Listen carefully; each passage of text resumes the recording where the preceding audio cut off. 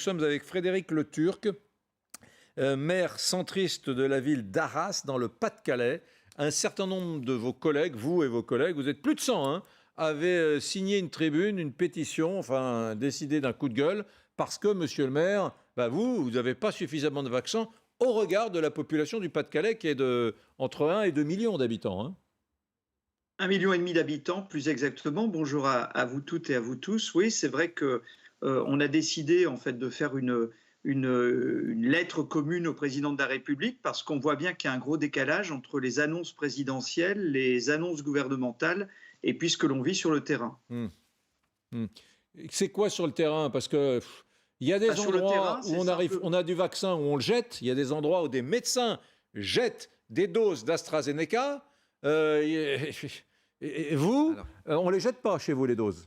Et pas partout. Alors moi, je suis pas sur un plateau de télévision pour faire, je dirais, le procès d'AstraZeneca ou pour faire en fait un commentaire sur la mauvaise gestion dans certains territoires. Dans le département du Pas-de-Calais, les doses, on les utilise. On a 34 centres de vaccination qui ne demandent qu'une chose, c'est de fonctionner 7 jours sur 7, 24 heures sur 24, et j'exagère volontairement. Bref, on a en fait un département avec des élus qui ont mis des moyens pour accompagner l'État et essayer de protéger la population. Et vous n'avez pas de doses? Aujourd'hui, les doses en fait ne sont pas attribuées suffisamment en nombre dans le Pas-de-Calais, puisque ce que l'on peut faire actuellement, c'est d'injecter en fait la deuxième dose. Mais on ne peut pas suffisamment, on ne peut plus suffisamment injecter la première dose. Et ça, pour nous, c'est un vrai problème. Ça veut dire que tous les efforts que l'on a faits depuis ces deux derniers mois pour rattraper en quelque sorte les écarts de vaccination que l'on vivait en comparaison avec d'autres régions de France et avec d'autres départements de France, on risque de les perdre parce qu'en fait, on ne réussit pas à être suffisamment doté. Alors l'ARS conteste les chiffres que l'on met sur la table, mais en tout cas, la vérité des chiffres, c'est pas la vérité de l'ARS. Mais on fait quoi? On fait quoi, mesdames, messieurs? Monsieur le maire, on est à un moment terrible. Je sais que c'est pas votre sujet de dire le Johnson, le AstraZeneca. Vous voulez des vaccins. J'ai compris votre problématique. Mais on fait quoi?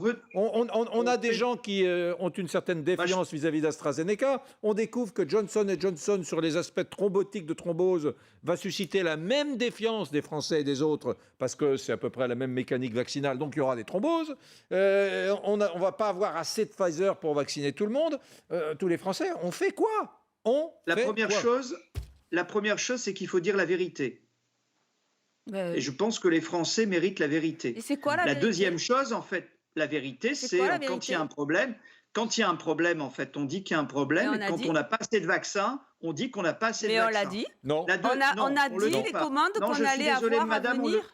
Je suis désolé, madame, on ne le dit pas et on ment aux Français. Mais c'est pas vrai, je ne peux pas vous laisser parler Frédéric. Je ne peux pas laisser dire comment aux Français, désolé. La deuxième Trop facile. en fait, c'est que je suis désolé, je suis plutôt quelqu'un de modéré, mais quand il faut dire les choses, en fait, j'ai l'habitude de les dire.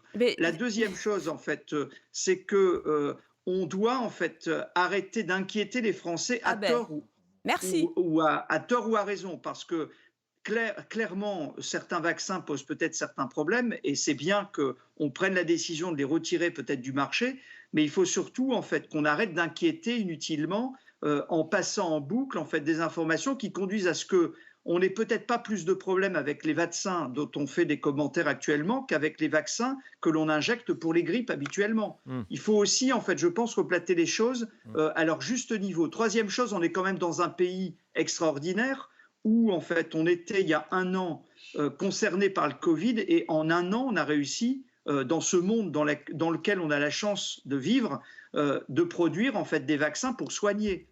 Il faut aussi que l'on voit, non pas le verre toujours à moitié vide, mais aussi le verre à moitié plein. Mais dans le département du Pas-de-Calais, je le répète, les dotations de vaccins pour en fait organiser la vaccination telle qu'on nous le dit ne sont pas suffisamment en nombre. Et ce qui est inquiétant, c'est que dans 2 mois, on nous annonce des élections cantonales et régionales avec un protocole pour tenir des bureaux de vote et organiser en fait un rendez-vous démocratique. Très franchement, je suis très préoccupé pour mes collègues parce que je ne vois pas comment ils pourront tenir la distance. Mais la réalité, monsieur le maire, enfin c'est le sentiment que nous avons, madame la députée, ne vous énervez pas, c'est vrai. Moi je fais des émissions tous les jours sur le sujet. Oui, j'ai un niveau supérieur à un épidémiologiste maintenant. Vous avez entendu ce qu'il a dit. Nous avons vu que pour l'ouverture des vaccinodromes à grand renfort de communication la semaine dernière, un peu partout en France, eh bien, on a déshabillé Pierre pour habiller Paul.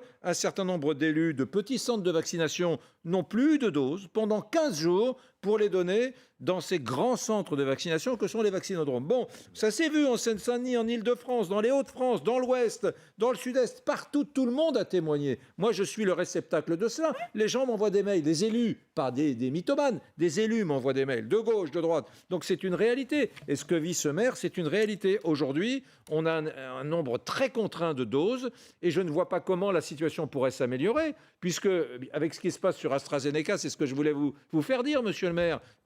Quelle dose pourriez-vous recevoir demain dans le Pas-de-Calais? Peut-être qu'ils vont en enlever 2 ou 3 aux Côtes d'Armor et puis, je ne sais pas moi, au département de la Somme pour vous en donner quelques-unes parce que vous allez faire un peu de bruit avec vos collègues maires en disant on n'a pas assez de doses. Ils vont vous en donner quelques-unes, mais ça va être très momentané. C'est terrible parce que la réalité, c'est qu'il n'y a pas un flux d'arrivée de doses chez nous. Je ne sais pas pourquoi.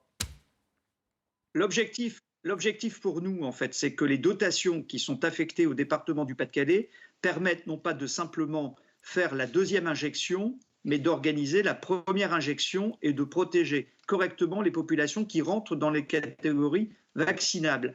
AstraZeneca, c'est un vrai sujet. Dans le département du Pas-de-Calais, c'est un vaccin qui est en fait injecté dans certaines populations. En fait, certains habitants ont compris en fait que AstraZeneca n'était pas obligatoirement le vaccin dont on leur parlait en long, en large et en travers, et avec beaucoup, en fait, je dirais, d'éléments négatifs. C'est aussi en fait un vaccin qui, en fonction des pathologies, en fonction de l'accompagnement médical, en fait, injectable, simplement. On vous perd un peu, monsieur le maire. On a eu un apprécie en quelque sorte les choses en fonction du rendez-vous médical dont chacun peut profiter pour pouvoir en fait être inscrit sur la liste des vaccinables. Mais il est clair que vu la communication qui a été orchestrée autour de ce vaccin, aujourd'hui l'image de marque du vaccin est quand même beaucoup affectée. Merci, monsieur le maire. Merci beaucoup. Si vous êtes tenu à l'écart de l'information ces 24 dernières heures, il n'y a pas que sur AstraZeneca qu'il y a désormais un problème. Il y en a également sur Johnson & Johnson, ce nouveau vaccin dont on nous parle depuis tellement longtemps, mesdames, messieurs. Regardez, excusez-moi, monsieur le maire, regardez ce reportage